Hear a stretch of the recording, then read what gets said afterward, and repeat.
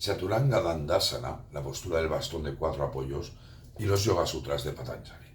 Chaturanga Dandasana, que también la llamamos la postura del bastón de 4 apoyos, es una postura fundamental en el Vinyasa Yoga y otras formas dinámicas de yoga.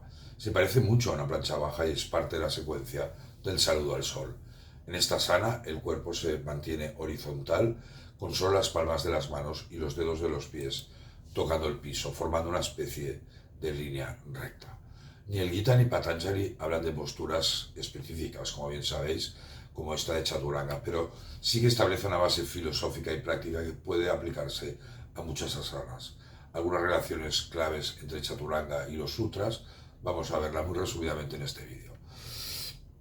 Con la sutra más conocida de la postura debe ser estable y confortable, podemos pensar que aunque Chaturanga es físicamente exigente, el practicante busca el balance entre esfuerzo, stira y comodidad, sukha, incluso en el desafío.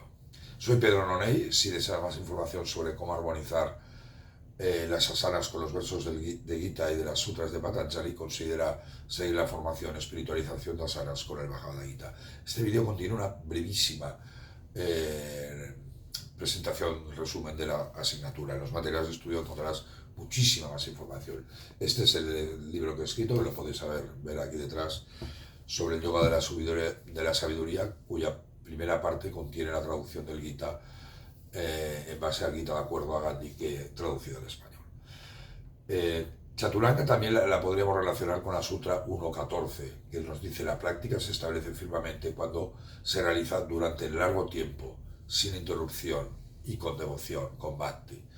Chaturanga requiere disciplina, práctica constante y concentración, justo lo que menciona este sutra.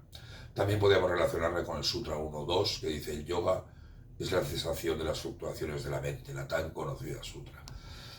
Al sostener Chaturanga con concentración y respiración consciente, entrenamos la mente para enfocarse y aquietarse. Estamos calmando la mente. Aunque los sutras no se centran en posturas específicas, sí que nos están ofreciendo un marco espiritual y mental para practicarles. Chaturanga, como cualquier asana, se convierte en una meditación en movimiento cuando se realiza con consciencia, alineación y respiración. Muchísimas gracias. Om Namaste.